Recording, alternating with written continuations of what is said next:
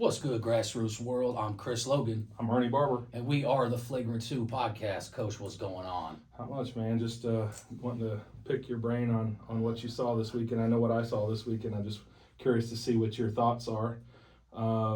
It's kind of strange. I'm in this kind of lull because we've got a few weeks off ourselves, so we're playing and practicing and doing some different things. But I'm watching all this basketball, and I'm not coaching, so it's kind of strange. But no, it was good. I got out to watch. You and I both went to Trey Young Center this weekend. Got to watch some basketball. Some good athletes on the floor, good teams on the floor. So just anxious to get your thoughts on what you saw this weekend. Yeah, Made Hoops was here. That's Made Hoops' first event ever in Oklahoma. So it was nice to have them come through and do some different stuff. Because obviously, the cool thing about what they do is that you can get some of the younger teams in the same building with the older teams. So normally for me, I'm not watching 7th grade basketball because it's usually off-site somewhere anyways. But to have those guys in the same building with the 17s was kind of cool because I get a little glimpse of the younger guys. The guys coming up. Yeah, 7th, 8th grade guys that are coming up. I definitely kept tabs on the Pro 16 down there in Dallas, and definitely we'll talk about some of that stuff. So I definitely try to keep track of the games that are going on. I know we got in the next couple weeks, we got the EYBL sessions will kicking off. 3SSB actually had their first event this last weekend too. I definitely kept track of some of the Oklahoma guys and teams from there, and just even some of the Oklahoma kids that are playing on Texas teams. So, There's lots going on in social media too. I know that's social media is on fire lately. Yeah, after our last episode, I know we put out some thoughts there, and I think we started a firestorm. There was a lot of people with opinions and different things. One thing I'll say is it's good. I got a lot of teams hitting me up for this. They want to play in this tournament. If we could have the the Okie Ball event or something like that, where we can get all the good teams to line up. I've got a bunch of teams that have given me the let's do it. So the couple teams that haven't, hey, the ball is in your court, literally. We're waiting. Yeah, we're waiting. I mean, no pressure, but really there is.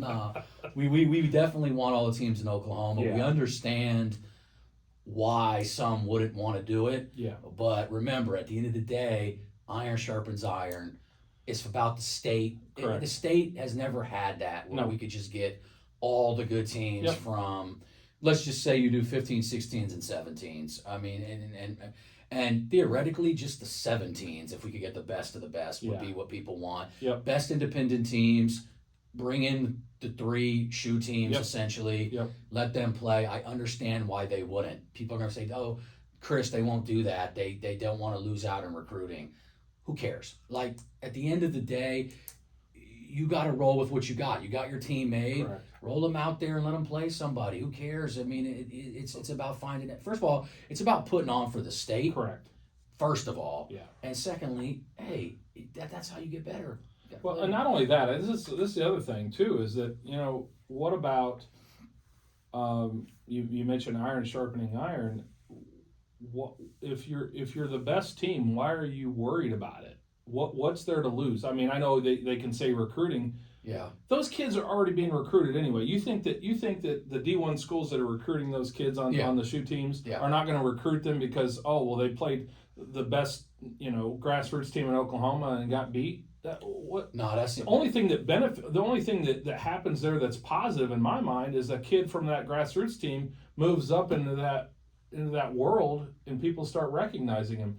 Anybody that's being recruited on that shoe team is not going to not be recruited.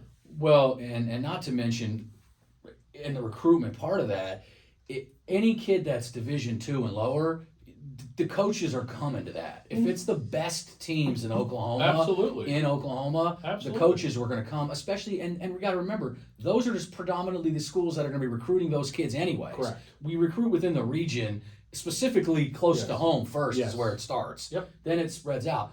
Division I guys, I'm telling you right now, if it's on stream, they're watching. If you bring in the shoe team to play against the other shoe team, they want to watch that. Yeah, absolutely. And how do I know that? Because I've been hit up by multiple Power 5 teams that were just watching this Made Hoops event, asking about specific matchups and wanting to see said ranked kid go against said ranked kid. They were not allowed to be there in the live portion, but they damn sure want to tune in. Make the shoe teams the put them on the opposite end of the brackets. Yeah. Right. I mean, that's fine. Yeah. That's fine. My thing is this.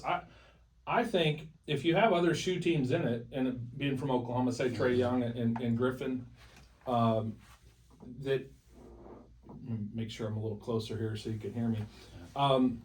Is that's just, I know they're from different shoe circuits. Yes. But I don't understand what the loss is there. There wouldn't be any loss there unless you just did. Now, if you did brackets, I could see they would probably prefer matchup specific. Yes, where they would want to play. Hey, Trey Young would say, "Hey, I want to play Griffin." I think that here's what we look at is the team's got to look at, they go pros and cons. There's not a con when it comes to the kid side of this. No, this does nothing but help the state, the kids, their recruitment. Yeah. The con would come from the adult part of it. Mm-hmm. It's egos, it's teams not wanting to lose to other teams, but that's what the point of we play the game is. Correct. In high school, do we say, oh, Wasso, they can never play Edmond North because we can't ever have one of them lose to each other. Yeah. No, that's the goal. We want to play them. The best play the best. If you talk to the guys at Wasso or you talk to the guys at Edmond North, and I did, they wanted each other. They wanted to play each other. That's the way competitors are. You can't duck the smoke. I know the business of grassroots and AAU. Yes. We all know it. Yes. But we know that they look at it like, well, why would we play each other if we're a circuit team? Because it's not going to be a live event, this, that, and the other. But you'd be surprised on who would watch online and things of that nature if you put up the right team against the right team. Correct. People want to see, they don't want to see a top 40 kid going against a game where they win by 50. And there's nobody at that level. Could be good kids, but not at that level. Correct. They want to see that kid go against another kid like that. An elite level kid where they can look at the matchups. Yes. Like a Trey Young and Griffin would be a great matchup just to see, okay, how do they match up with each other? You got top tier talent. I think that those matchups, I think that Southern ties versus those teams now. I mean, we'll get into them in a little bit. I think that they've done nothing but shake up that entire Pro 16 league with some of the moves that they've made. We'll get into that here in a minute. But I think that they're in there, and then there's the good independent teams, Rogue program. There is some others around. We talked about Grind Prep. We talked about, I do really like this next level squad. We talked about Wolfpack Freeman. There is some very good independent teams in this state right now. Yep. And I think it's just, can we match them up against each other, the shoe teams against each other? And not for nothing, but some of these good independent teams would match up well against some of these shoe teams because parity is at an all-time high in the game of basketball, and it's at every level. And when we talk about professional, the world has caught up with the United States, and when we talk about grassroots, the logo or the shoe brand on your chest, if you don't bring it, you will get beat in this game. And we've seen it already this season. You will get beat if you don't bring it. Yeah. So every time you lace them up, it's going to be it's a competitive world, and you could get beat by anybody if they're ready to play and they play well and they're focused, whatever. Yeah. That can happen. No doubt about it. So I guess we'll just hop back into this weekend. I know you were there as well. We started off the day with the Team Griffin 17U taking on Rashard Lewis, UA Rise team out of Houston. Go ahead, give you some of your thoughts. My thoughts. First off, Griffin.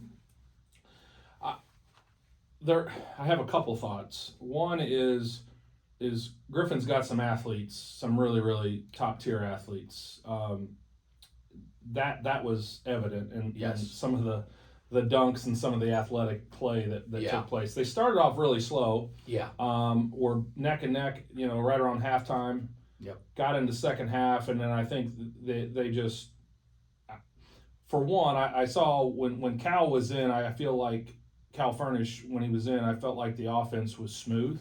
He would distribute, the ball would move better during that period of time, and they would score a lot easier. And then, of course, that's when the separation started to happen. Yeah. And then late in the game, the athletes just took over and just, separated. And I think it was, 13, 14, 15 points, somewhere in there. At the end, it ended Something up like being. that. I mean, I know RL9 they were really gave a great effort. We yeah. liked what they were Yes. doing. They were able to switch on everything. Yes. They were versatile. They Very had some versatile. length. They had some guys. Leano Roll was a kid I like. He's an unsigned senior. Is that number 2? That was number 2. He was fantastic. I instantly pointed him out to you. We talked about him. We loved everything really he did. Good. Defensively, he was long. Active, versatile, long, like you're saying. Yep. Went to the boards, rebounded well, played good defense. Offensively, could finish at the rim. I mean, he's a kid that definitely, if coaches aren't looking at, he's about 6'6". Yeah. I mean, long, could jump out the gym, Yeah. could shoot it. Defensively and energy wise, we loved everything he did. He's really good. Absolutely a kid as an unsigned senior that I'm surprised doesn't have more than good player. Good player. I thought he did really well for them, and like we said, the name on the jersey doesn't matter because that UA Rise team was contending with the Griffin team. For 3/4 of that game. Correct. I thought what you said about Cal Furnish was absolutely correct, specifically in the second half. Yes. Where he came in, he hit some big threes, but it was getting his teammates easy buckets that really showed out. I thought Jalen Dean Vines, kid out of Texas, who's 6'4", offers multiple Power 5 offers. Just picked up one this last weekend from Illinois. I think when he is hitting the outside shot like he did this weekend, he's a top 50 kid when he does that. I think that everybody's always been like with him. He's supreme athlete. Yes. The best. He might have the highest vertical. I said this that I've seen of any kid. Yeah, his head's above the rim. He flies. I mean, he dunks that thing with power. You like we saw him. We even said it. You see him getting ahead of steam. You know what's coming. He's going to rip the rim off. He gets even with the guy. It's over. It's over. It's over. Just give him the bucket. But when he's shooting, because he shot it really well this weekend, to me that just brings him to a whole nother level. Yep. In his recruitment and where he should be. In my opinion, I watched in the 17U, I watched a lot of games. I would have probably given him the MVP of this weekend as far as in the 17U. I would have had Jalen Dean Vines with that. I definitely had him as a standout player, but I definitely think he'd probably be my main guy as far as overall the way he played. The Team Griffin team, I like what they do. They're able to be versatile using Rayfield to do some different things. CJ Nixon, I would like to see CJ Nixon get back into his mid-range stuff. I think they got to have to run some stuff for him, and they just might when they get to the EYBL get him some looks. Where he. I can see Trey doing that. Yeah, because Nixon is automatic from 15 feet in. He don't miss 15 to 18 feet. He don't miss. So it's just like that's the stuff I want to see from Nixon. I thought Lance Carr that they have out of the Dallas area, 6'7" kid, super long, more of a slasher defender, had some of the best dunks of some of his alley-oops were crazy. Stuff went viral. Like he's a special athlete. I like what they do. Will be interesting to see how it's hard to get a gauge on some of these teams until you see them in their circuit. Yeah. And that's the knock again on some of these events that we've attended is that a lot of times the matchups aren't very close. Correct. Other than that first game, Team Griffin smoked the other two teams they played. They killed Team Blessed and killed TJ Ford, who and John Clark for TJ Ford is probably the highest ranked kid. He was probably the highest ranked kid in that entire. Well, he was the highest ranked kid. He's a top 40 kid in the 25 class, 6'9", big man. Really good on the offensive end. Quick, throw it down on top of your head. Can shoot it. Like I thought he was special this weekend as well. That TJ Ford Academy team really plays hard. They play hard. They do things right. I like some of the guys that they have. But I like that Team Griffin team. I will be wanting to obviously monitor them into the EYBL. And see how they work their things out. My thought process on them, and I said this, and this kind of goes back to Southern Ties too, because when you brought in and they've added some really top level talent, right? Yes. Landry Ballard makes the difference for them, in my opinion. Oh, Southern Ties? Yes. Oh, absolutely. And I say that to say what I'm about to say with Griffin. Griffin, you need a true point guard to run the point guard position. Yeah. And Cal furnishes your point guard. I know they have other kids. Yeah. They're not true point guards like Cal is. Yeah. Cal makes the ball move, and when you said this earlier, I said this in a previous podcast regarding Cal. It's you don't need to be scared of Cal when he grabs the ball and he shoots. That yes, he's an absolutely great shooter. Yeah. When he's really dangerous is when he's dribble penetrating, dishing, and resetting, and then getting the ball back. Yeah. Right? And that's when he started doing some of those things, and those guys would find him and knock down threes. Absolutely. And I posted that right before half. You saw him do that, where Rayfield popped out. Cal moved over to the corner, and then Rayfield did a great job of hitting him. Absolutely. And that's the thing that I think Rayfield will do for them as well. Absolutely. Versatility. He can do everything. Get out in transition. He plays well in the half court. Mm-hmm. He's smart. He can shoot well. He can play inside if he needs to. Yes. He's got all the tools. Yeah. My thing is just put the guys where they belong. I don't know, and I know the shoe teams are different. I'm in the grassroots world. I run my program and I do what I do. And no one tells me how to do it. Yeah. So I have a hard time when I see teams and I see the makeup of the team. Yeah. Why they aren't playing a certain way. Yeah. Because they would just destroy teams. Right? Yes. They may not be, and Griffin may not be what they were in the heyday of, when they had the top tier guys. Top 10 guys possibly in the country. Okay. They may not be there, but that doesn't mean they're not a good team and they can't beat a lot of teams. No. They got some good kids. They got some really good kids. Heck yeah, they do. And my thing is Trey knows how to coach, and my thought process is let Trey coach. I know I've watched Trey. I know, and he's worked with Cal for years. Obviously, been on that staff. Yeah. Let him do what he does. Yeah. Those are my thoughts. And I think when the game was at crunch time and it was on the line, correct, he did do that. Yes. And we talked to him afterwards, and it did matter. It did make a difference what Furnish did as far as just getting those athletes and those slashers, easy buckets at the rim. Yep. That's what you have to do. Correct. So I think that's what they did in the second half, and that was able to pull them away. And in the other games, they were able to just get out and run, and it was a track meet, and they excel at that. That's what they excel at. Yeah, they really excel. That's where they excel at. So that's the 17 Griffins. So many games. 16 Griffins. I got to see them. I actually got to watch them play. They're playing up. I was going to ask you about that. So they were playing up, and they played against John Clark and the TJ Ford team, and that was nice to see. Mm-hmm. And they did, and Team Griffin did win that, the 16s.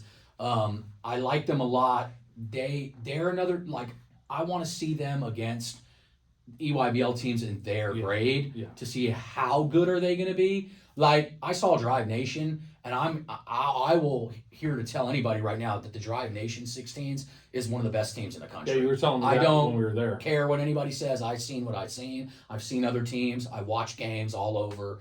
I watch games on the West Coast, East Coast. I watch it I try to keep track of all the main teams to see where they stack up. That Drive Nation 16s team is special, and I think that the Team Griffin team has a chance because they've got some nice pieces. Mm-hmm. The two twins that they've got down low, the Placid brothers. Yeah. I thought that they handled John Clark about as well as you can for guys that are a year younger than him. Yes. Him being a top 40 kid in the country. Oh, yeah. I mean, don't get me wrong. He was dunking on everybody. Oh yeah, but he's going to do that. He's going to do that against anybody. Yeah. He's one of the better kids in the country. So. Got offers from OU, everybody in the Big 12, SEC. He's got Power 5 kid, easy, hands down. Yeah. I thought the Placid brothers were great. Gallagher and Gavin Placid are two kids that they brought in. Those are their bigs.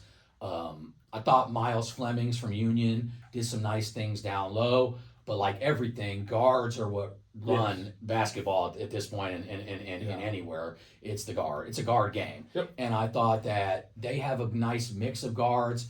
I thought that you have Amari Barrett, who we love. Yep. We love what Amari does. Getting bigger and bigger. Yep. Shout out to his big brother T.O. T.O. was there. T.O. was in the house this weekend. Hello to him. Always good to see T.O. Barrett. looking for him. It looks like he's grown too. I stood next to him. Well, that's scary. That's a big point. That's a big point guard right there. Yeah. So can't wait. Is he 6'5"? Oh yeah, he's every bit of 6'5". I was gonna say, he might be pushing 6'6". Yeah, I was gonna say he looked tall and he looked bigger than I remember. Always T.O. has had a pro body from the time he was in the 10th grade on, and that's what makes him special in his athletic ability. And just like younger brother Amari, they are dogs. They dive motor. Their motor is D1. When we try to figure out what a level the kid is, that's the way you have to play if you want to even be considered to be a Division I guy. A lot of other things go into it, but you better have that kind of motor if you ever think you're making it at that level. Yes. And those two kids have that. So I love Amari Barrett and some of the stuff he was doing. Deshaun Denson. I really liked what he was doing.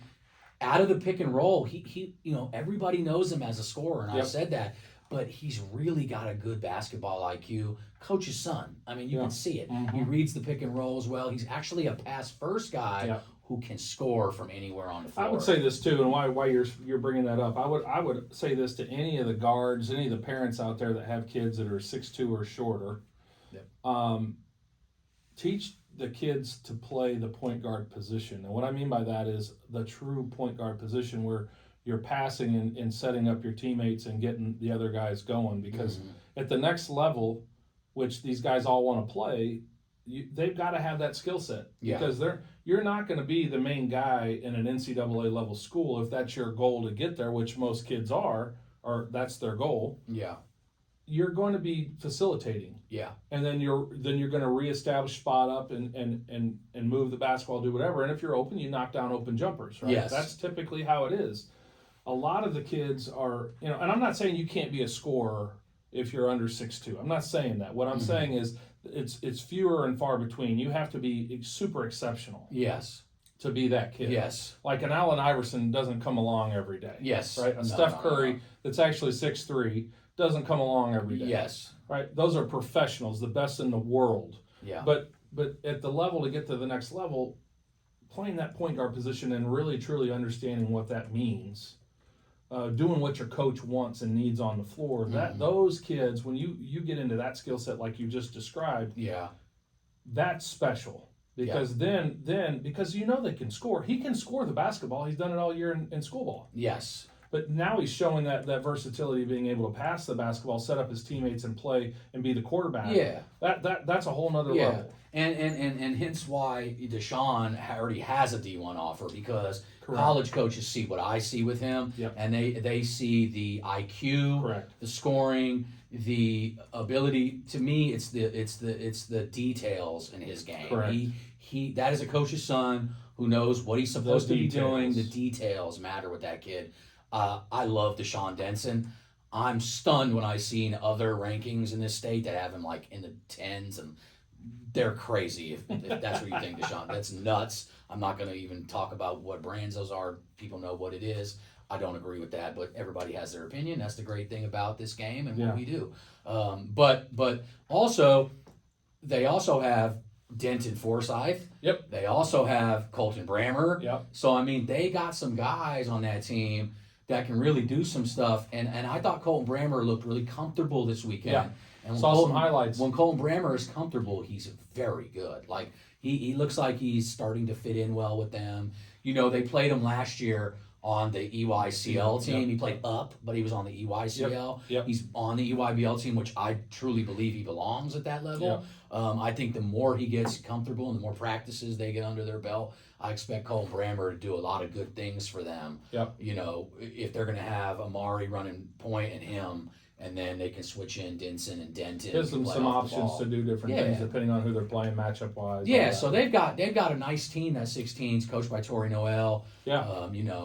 I really I'm excited to watch all three of the Griffin teams once they get to their EYBL sessions and see how they match up against some of these other EYBL teams, because they didn't necessarily get those matchups that made hoops. Now, the 15s, and we're going to get into them, 15s and 16s in made hoops actually have bracket play. The 17s don't. Yeah. So what they do is the 17s is showcase. They play their 3 games, they're done. Yeah. So Griffin 16s played ups in the 17s, so they didn't do that. The 15s played in the 16s, so try to keep track here. Yeah. So they made it to the championship and played AB Elite, which is Anthony Black's team, and Little Bro is special. And Beckham Black is one of the top 27s in the country. Unfortunately, Anthony Black team, I say unfortunately, but they did win that game and won the championship at the Made Hoops. Well, good for them. 16U. Good for them. Yeah. Beckham is a special kid. I swear to you, I feel like he was about 5'8" last summer. He's at least 6'2" now. So he looks like he's hitting the growth spurt. You were telling me about him. It looks like he's hitting the growth spurt that older brother has. And when I saw him, I was like, yeah, he's not 5'8". No. He maybe he was 5. I don't. He was definitely a lot shorter. I still had the picture of you describing him to me back when. Yes, because they came to a tournament, Solid Rock. They were there last at maybe a Next Pro because they were on 3D Empire last year. And Anthony Black came and was there watching last summer. So that's after he got drafted to Orlando. He came through, and I got to see Beckham play, and he looked like he's grown 5-6 inches. So and he's probably going to grow another 4 or 5. Wow. Brother's 6'7". So look out. We'll see where he goes. Special talent. But back to that 15U, they are guard. Like Oklahoma, they're guard loaded. Yeah. They're very good guards, but they are guard heavy. Yeah. They, in my opinion, and Coach Dorian Williams knows, like, they probably need to bring a big in to compete in the EYBL to try to win it. I mean, they're going to be really good because if you play for Dorian, you play like Amari Barrett plays. Yeah. You dive on the floor or else you don't play for Dorian. So I always respect that about Dorian. Yeah. It's why I think Dorian is a college level coach is because he is not going to let you do what's comfortable for you. No. He's going to make you do what makes you the best player and what makes you college ready. And that's what's special about what Dorian does. And that's why Dorian gets the accolades and he's deserving of those is because he demands a high level of play on the defensive end before you ever get to touch the offensive end. Yeah, there's certain non-negotiables, and that's absolutely the case. I get it. Anybody that's a winning coach understands it. So I thought that David Douglas was, to me, he could have been the best player in the whole thing in the 15U that I saw. Him and Beckham, because Beckham and him, they played up, so I say 15U. 15U team, they played 16s. Those were probably the two best guards I saw in that entire thing as far as that grade. Yeah. I thought David Douglas just controlled the entire game. And I mean, the kid is dunking windmills now. I mean, he does everything. He's such a gamer type kid. He has that Jaden Nickens it factor to him where it's just like the moment is big and he just rises up. Yeah. It's like he wants that ball. He relishes the pressure and he actually gets better. I love that about David Douglas. He's not scared of it. They don't shy away from it. Special kid. Dallas Lowe out of Cassia Hall, very good, long, cat-like quickness, 6'2 plus. Just a really well-rounded player. Chauncey Cravens is a kid that maybe not a lot of people know about because he was on Edmond North as a freshman. Yep. He will play heavy minutes for them this season. Chauncey is a legitimate true PG. Yeah. Pass first, but can do some things. Yep. Quick enough to talented. Super talented. Had a play in that game where he threw a pass, bounced it off the ground on an alley-oop up to Cotty, to Karen Johnson from PC North. No, I mean, they got some guys on that 15U team. Memphis Duffy didn't have as great a shooting performance in the first game I watched, but I know Memphis can shoot lights out. So when those guys are all on, if they can just get a bruiser that can just, they don't got to score. Do the dirty work. Do the dirty work. Rebound, block out. They could be very good. Play some D because they have some very good guards, and I really like that it's predominantly Oklahoma kids. I really like that. I like to see that. I like to see that too. I root for all kids. Yeah. But it's nice to see these shoe teams with Oklahoma kids. And I like that we talked about this in previous podcasts too. That I like that Oklahoma kids are starting to branch out into some of the Texas teams because they're good enough, and the Texas teams are recognizing talent when they see it. So that's good too. It's good for both sides. So. No, that's what we talk about. Obviously, we have an influx of talent right now because teams all over the region are taking kids. When we talk about MoCan, and we've talked about it before, they've got a few kids from here. Yep. JL3 in Houston. Mm-hmm. Multiple teams in the DFW, Austin area have kids from Oklahoma. So it is definitely nice to see.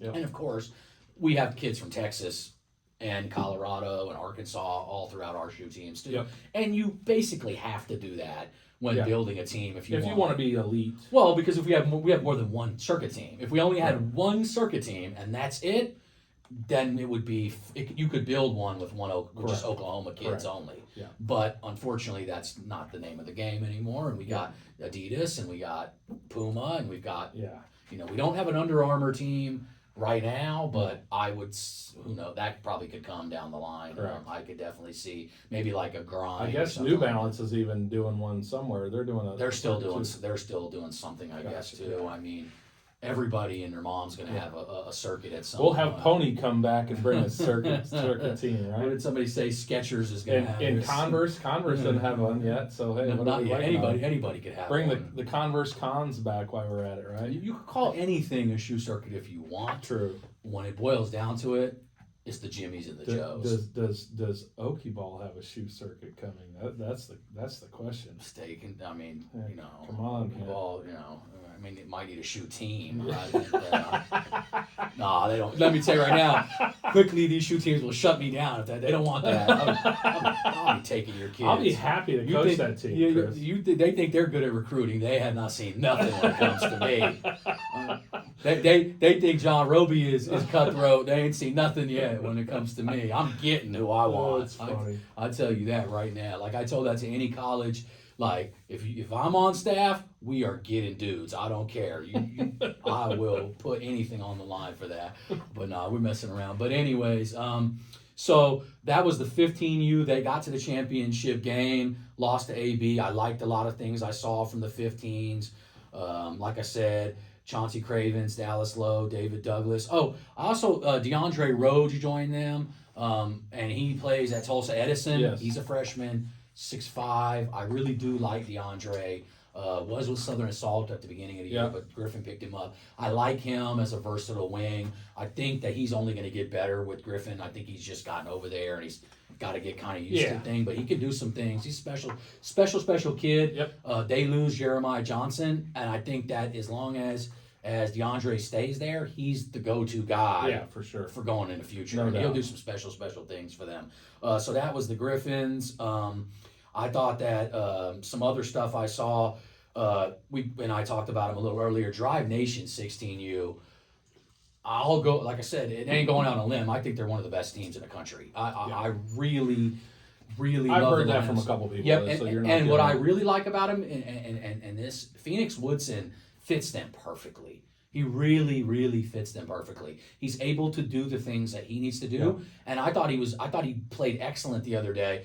I thought he was banging down low, rebounds, blocks, did some nice things, hook shots over either shoulder. He's so skilled on the offensive end, but when he locks in, and we always talk about this, and just rebounds and plays like a big guy, he's one of the best around. Yeah, I see if, like you say, if he locks in and he gets, and I would say this too, having a motor is really critical. Yes. If he demonstrates that, I mean his ceiling is one of the highest. Yes. In Oklahoma. Phoenix is going to get you. Phoenix gets 10, 12 points, like rolls out of bed and gets that. He can get you 20. Correct. But if Phoenix would just make the say, I'm going to go get 12 to 15 rebounds every game, his level of recruitment, and he can do it. Oh, I know he can have some. I mean, he had a 20. What did he have? Like a 26 rebound game in the playoffs? There's no doubt he can do it. So when Phoenix does that, and he fits so well with this team because he doesn't have to do anything. His skills are so good. And the other thing, too, that people don't talk about a whole lot, I didn't mean to cut you off there, but he passes the ball well. Yes. And that for a kid of his size that has the skill set that he has, that's special. Yeah. It really is. No, I do. And that Drive Nation team, they boast 2 top 45 kids in the country. Allows him just to go play. Yes, so they've got and Dakari Spear and Trent Perry. Trent Perry is one of my favorite players in the United States of America right now. He's a 6'4", kind of like a point forward wing. He can do a little bit of everything. the energy that Trent Perry plays with is contagious to not just the people on the floor. Yeah. It's contagious to me. Like I watch him, and now I'm moving the base. Now I want to move around. I'm like, I want to play with this kid. Like I'm serious. His energy, it's why he's a Division I high major kid, is because you watch him on defense. His feet, he's just moving everywhere at 100 miles an hour. He makes everybody better around him. Yeah, he's a connector. You know, we call the certain kids connectors. Yes. Trent Perry is a connector. Like he makes everybody better. He can set people up, but he can score the ball. Had an in-game East Bay dunk that, was special between his legs. I mean, just one of the best kids in the country. Yeah. But inside of that, what I notice, and I've seen a lot of the 26s all around the country, we have a top 10 kid in Oklahoma as well. Trent Perry's relentless energy, it's something to watch. It's like if you go, I promise you, any person that hasn't seen Trent Perry a lot, any coach, college coach, go out there and just watch him move around. Don't even look at him shooting, just watch him move. Like, the urgency. Everything is 110%. The urgency in which he plays with, it leaps off the page to people that do what I do. College coaches will get excited when they watch him. And I got excited watching him. And then Dakari Spear, who's a 6'4" shooting guard, one-leg jumper, can jump from anywhere, shoot the ball from anywhere. They are a special team. I mean, they got a bunch of other guys. It's not even mentioning all their guys that they have. They are really, Austin Gooseby is going to be really, they just got height. They got perimeter shooting, guards. If they don't win, I want to see. I mean, I'm sure there's some really good teams out there. I haven't seen every EYBL team yet. I just go off of what I've seen. I've heard numerous people say the exact same thing. I've only go off, and the 17s are there too. Yeah. The 17s are very good too. But that 16 team, they're good. They're going to be a problem. And so I wouldn't doubt that 16 team probably could step up in the 17U and they beat some teams. They absolutely. But I think in the 16s they've got a legitimate chance to go and win Peach Jam. Yeah. I mean, so we'll see how it's early, and I want to see them against. Yeah. But the difference is they have played some competition because they play down in that circuit, and they pin them against some other top level teams. So they've already had their teeth cut, as where some of these teams have had cupcake matchups. Yeah, they're warm up. And will that translate to the circuit? Yeah. Well, maybe not. We'll see. Yeah. But sometimes it's good for confidence and all that. I like to play good teams right off the bat. If it's me. Yeah, no, you want to play good competition as much as possible. It sharpens you and gets the guys ready for it, because if you're not ready for it, you're going to get embarrassed when you get there. And realistically, why do I care about a preseason loss? As long as I'm ready to go in my circuit where it matters. Yeah, in July when you're playing in your circuit or whatever to play for something, that's when you want to be sharp. Yeah, and reality is it's always the bigger picture is getting these kids to the next level. Correct. And putting them especially against 17U. And when you have nationally ranked kids or 3-star and higher, the only benefit they get is to go against 3-star or higher. Exactly. It does them no good to go the other way. I don't care. There's no one going to talk me out of that. I truly believe that unless they go against dudes that are dudes, it's very hard to get a judge on what it is that they're doing. Well, no one's going to trust it. Yes. Right. So that's their love. That Drive Nation team. Consider me on the bandwagon for them. I think that they were great. The 17 Drive Nation. Jermaine O'Neal Jr. did not play this. Well, I don't know if he played all weekend, but he didn't play in the game I watched. They played that Richard Lewis team. That Griffin played, and it got out of hand early. I mean, they got Jaden Toombs, top 40 kid. Jermaine O'Neal Jr. was out. Leroy Kelly is a 3-star kid. They're going to be one of the better teams in the 17s EYBL. The Drive Nation program is really good right now. Yes, they really good. And hence why Dynamic Prep is very good, because it's basically their 17s is basically that team. So and we got to see everybody in Oklahoma got to see Dynamic Prep come against Douglas, and Douglas lost at the last second. So excellent program. Was very impressed with Drive Nation. Always am, but I think that this is the year that they got a real chance. Yeah. And to me, that 16 teams. Texas has got loaded with players, man. Yep. Loaded with players. Got a great facility down there, Drive Nation down in DFW area. No. It was. And this is where you got to give kudos. I think Phoenix Woodson did a good job selecting the right team. Yeah, I think absolutely. to go on to that loaded team. Yeah. he was what they needed for what they have, and he fits perfectly. I think he's going to excel. He's going to excel, and because he's on a team that's going to be very good and with national ranked guys, he's going to get seen. Correct. We know how that works. Yep. The coach is there. The coach is there. Yep. 99% of the battle is getting the coach there.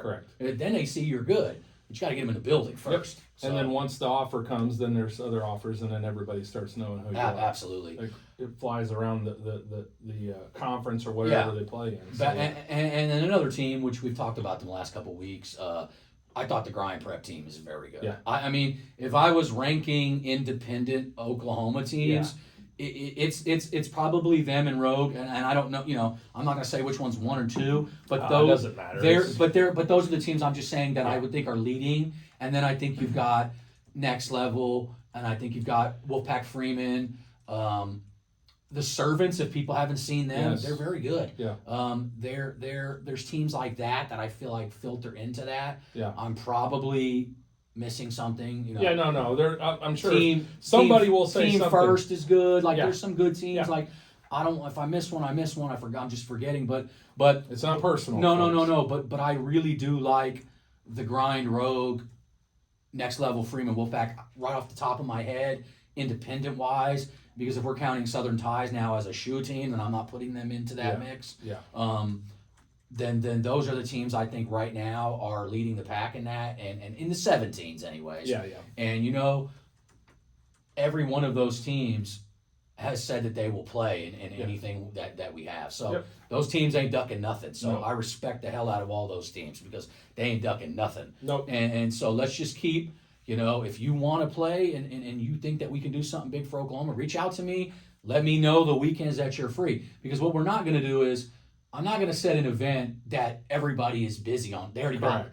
Because typically events are set far in advance. Yep. We understand that. But when it comes to this, it's better off if we can find out a neutral date where teams have off and say, let's aim for that day, and we'll just throw this thing on. And because we don't have to have 5 million teams, we can make it work faster than a normal event. And the other thing too is that you just play one game. I think that's fine. I think 2 games max, but 1 game is fine. Yeah. If you get the matchup that you really want, it's like that's what everybody wants to see. Absolutely. Everybody wants that. So we'll definitely look at that. But I thought the Grind Prep team was good. I thought Jaden. They were undefeated for the weekend. Yes, and I want to say I don't know that they've lost yet this year. If they have, maybe 1 loss the whole season. I'm not sure. I don't think they have. They've been very good. Marcus can tell us. I thought, Marcus and we need to get a Warrior on here, and he's coming sometime soon. We got to definitely get him on here. That will be a special episode right there. My guy won't hold back, and I love that about him. Me too. Keeps it real. I thought that Noah Clark has been very good for them. We talked about him already. A few episodes. I think Jaden Williams. I think Jaden Constance has shot lights out lately for them. Yeah. And when Jaden Constance is confident, he's very good. Yep. I mean, he's a kid to me that has good size, can play some point guard. Yeah. Probably flourishes off the ball. Yep. As a shooter, but because he shoots like in the 40%. Yeah. When he's playing, but it's good to see him back confident. And I think that Grind team is very good. And I've told people my matchup, I want to see Grind and Rogue. I do want to see that matchup. If we're talking 2 indies in Oklahoma, we'd do that in a heartbeat. And I know you guys would, and I know Marcus would not duck that either. So. Yeah, and my thing is saying I'd take it doesn't. I mean, my thing is it's just good for the kids, good for the guys to stack up and see how they play against other good players. So yeah, no doubt about it. I think that's what it's all about. Just some other things that I saw, because I did watch some younger guys, and since I watched them, I'll shout them out there. Yeah. I definitely want. Now, this is where we do get the shoe battle. We got Team Griffin versus Team Trey Young, the 2029s, which would be 7th grade, but they were playing, I believe they were all playing up a level. Yeah. So we did get to see Griffin versus Trey Young. I thought, and Griffin led most of that game, which was surprising because Trey Young's 29 team is led by Timothy Young, Trey's little brother, who is not little no more. Not little. He's probably about as tall as his brother. He might be pushing that, Timothy is a very, very advanced player for his age. Oh.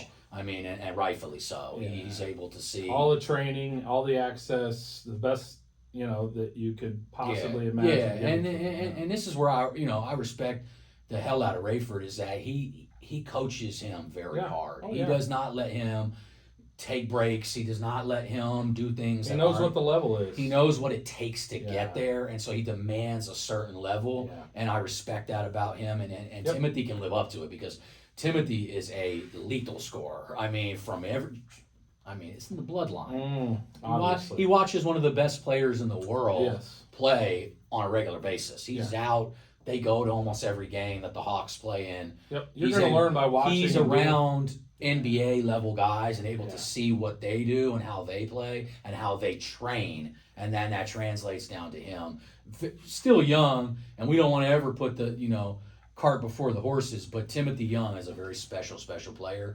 Trae Young came back in that game and won. Timothy had like 20-something points. But I wanted to shout out a kid on Team Griffin, Jamison Mobley, was a kid that was a kind of a big-bodied kid. Yeah. Splashed, 4 or 5 threes and a half. Was just really diving on the ground, playing hard for that Team Griffin team. Like a lot of teams, those teams, there's a lot of turnover. Yeah. Because I know like the Loud City Underdogs, those are like the 3 best teams right now in that 2029 class. Yes, Okie Ball does keep track of those guys. Yeah. I don't rank them, but I definitely watch them, and I love when I'm able to have them all in the same building, so I can just slide over. Absolutely. And there was quite a bit of people watching that game, it should be. It wasn't actually a great game to watch for a younger kid, the 7th grade division. It was nice to see those 2 teams go head to head, and it was a competitive, good game. Trae Young's team, and that's Timothy's team, they went on to win the championship in that bracket. So they're and they were without some of their best players, so they're scary good when they have some of their out of state guys. They didn't have them. So when they get on, when they're doing the junior 3 SSB stuff, they have those guys and they're loaded. So, good job on that program on building. They're building it up, and obviously there's, with Trae Young Center coming in, where everything's elevating. Yes. And obviously that's a big, he's going to be a big part of that. And Made Hoops has a lot of social media following. Yes. Like the circuit comes, we'll see what I'm going to do down the line. You never know. Yeah. I mean, we'll see. Yeah. But there's some things coming down the pipeline. But anyways, when those events come here, it's only going to elevate the levels. Absolutely. Like I said, I thought the matchups could have been more competitive. Yes. But it is what it is. Yeah, I mean, I've noticed that too. I thought early on. It's been all season. It's been every all event season. too. And I think some of that is people don't know who's who yet. That's a big part of it. They learn that, but I think that because everybody probably calls and says, "Hey, I want to play the best teams. I want to be in this," but are they good enough to play the best teams? But when you have a couple of shoe circuit teams in your event, like they're exactly. Like, to me, that's pretty simple. That's simple. But when you get the others coming in, if you don't know, you don't know. Exactly, and I think when you look at the A brackets on some of these, there's probably a couple teams obviously made the A bracket that are getting beat by other A bracket teams by 40. And there was talk on that on social media this weekend about this, that, and the other, and I don't disagree with it. It's just these directors or whoever's running it have to know those teams and have to do the research and getting with the right people, aka the guy across from me here, asking that it doesn't come free, by the way. Asking those sorts of things will help these directors and other scouts like you of the teams that should be in the A brackets and the best brackets. So and for anybody that doesn't think that these events benefit Division I kids, they absolutely do. Yeah. My phone, and I could show you 10, 11 text messages and 10, 11 calls from Power 5 teams that were calling me wanting updates from just the Made Hoops event. What did so and so do? How did this matchup go? They are absolutely checking with certain people. They don't check with everybody. Correct. They check with people that they think are credible and have shown a track record to know what level certain kids are. Because what a lot of people do is they'll tag Duke and North Carolina and then tag a small junior college NAIA school, and it's like, well, what level is the kid? Like, he's somewhere in between that. Like, you got to know your levels, and it's not, everybody doesn't not necessarily know that. It's a skill set that people have, but it's also a experience and Yes. understanding and seeing and going through the years of seeing what guys do what it looks like.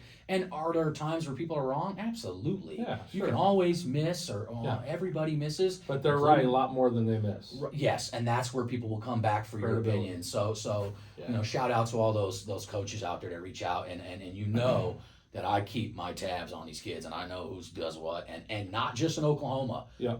For me, Texas, Arkansas, Colorado.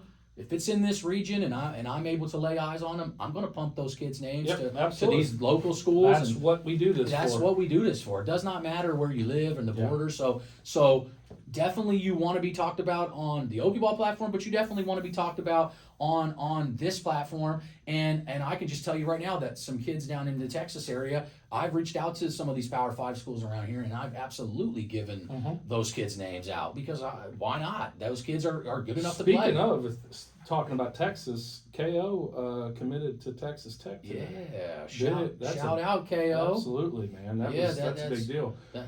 A lot of discussion over the weekend about who's going where, and all these transfers too in the D1 level. So it's exciting to see. I'm glad he found a home. Obviously, I'm sure Buffington, Buff had a little bit. He probably had a little bit to do with that as well. Oh I'm sure. yeah, man. Buff knows knows all the players. Buff is a dude that knows that inside and outs of the grassroots world, and But shout out to KO. That's nice. He got a Power 5 opportunity. He's gonna live his dream out. So. Well, and like a lot of these teams, they had a high turnover where they had a lot of kids enter the portal. So KO is a guy, He showed out though.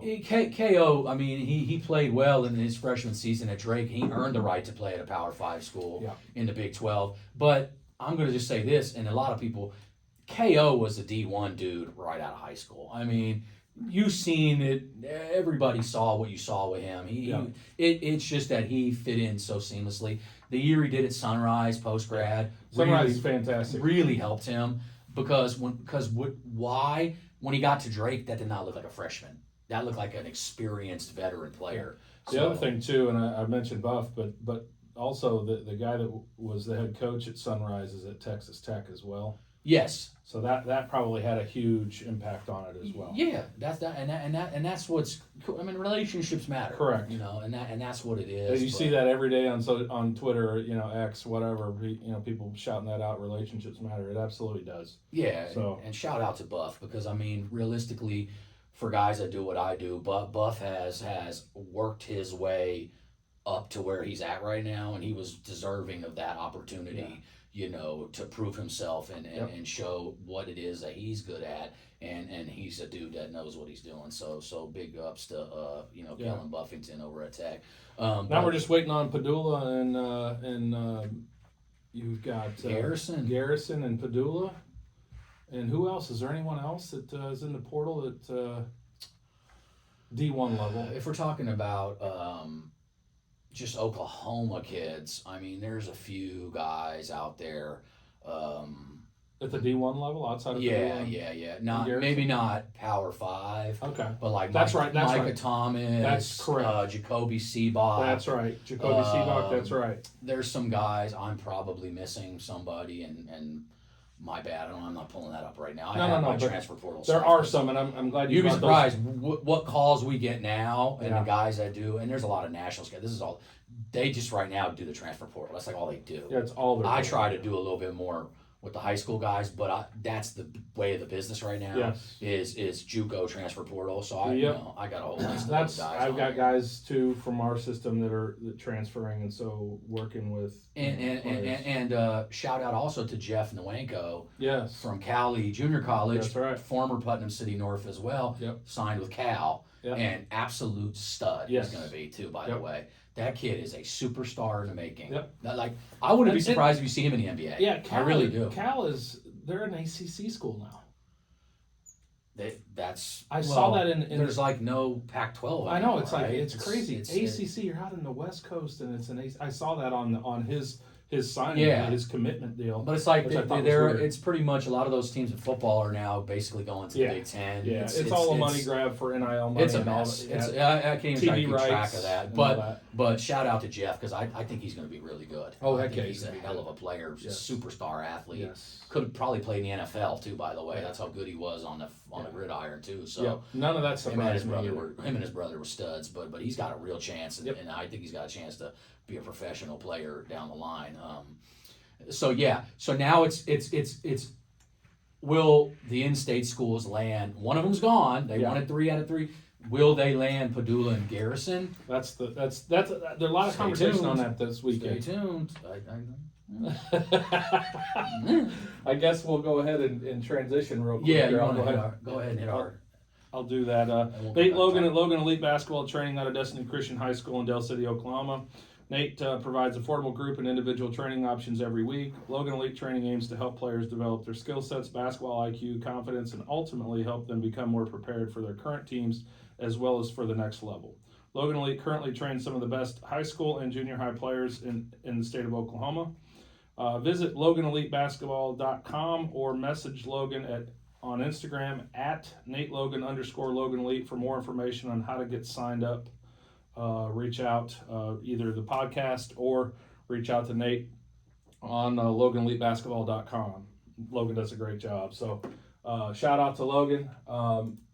And then we'll move over to our Redwood Roofing. Redwood Roofing is Oklahoma's premier partner for all roof replacement insurance claim management needs.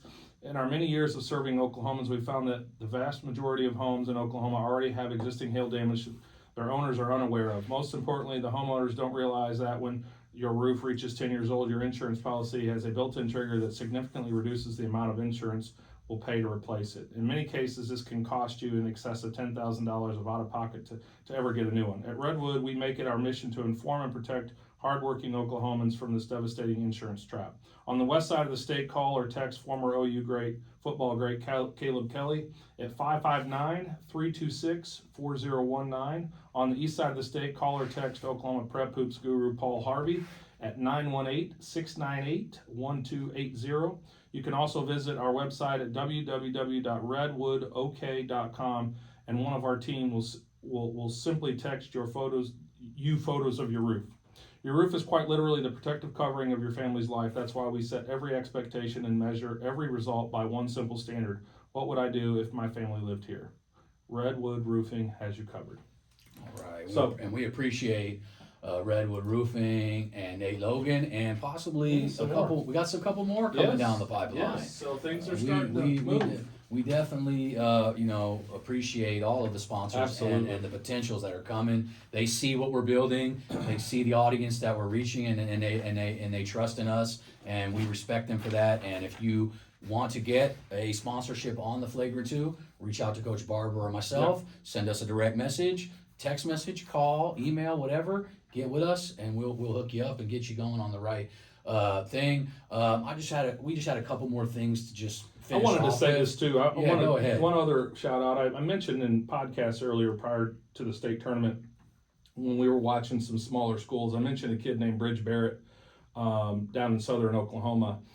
This weekend he was playing at Drive Nation. He's actually playing on a team and on a 2025 team, and he's a 2026 kid. Was the third highest scoring player in the whole tournament over the weekend. So shout out to Bridge Barrett. Plays for CBE Oklahoma 2025, but doing some good things. Not surprised, the kid was really, really talented. I saw him earlier in the year and talked to him after the game that he played. It was in regionals at the time, and they got beat, but I thought he was a special player, and I wanted to just give him a shout out. He was averaging 21 points a game over the weekend. So fantastic, not surprised by a super talented kid. So keep Bridge Barrett on your radars. And I got a guy, and I think that may be a segment we add in here, is maybe we shout out 2-3 guys each week that maybe don't get the love that a lot of these guys. And the guy I have is Tate Campbell from the Servants, and he plays at Christian Heritage. Servants have been getting a lot of buzz here lately. They're a really good team. Yeah. They won. I think they went undefeated again, and when they played, they don't lose. They're winning. But Tate Campbell, some say best shooter in Oklahoma. Wow. I mean, he can. Wow. I know he hit. I want to say he hit 9 or 10 threes in one of these tournaments just recently. He's got some good size. He's like 6'3", 6'4". Nice. Can shoot the lights out. Catch and shoot guy, but has some creative, things to him. So a guy that coaches will get a look at. I know that playing at a smaller school at Christian Heritage, you might not get all the attention. But coaches, if the servants are playing, go check out Tay Campbell. There you go. You're looking for a bona fide shooter, he might be your guy. 6'3" too, not bad. Yeah, definitely a player right there. Last thing I want to talk about was just the Pro 16. I did not watch many games.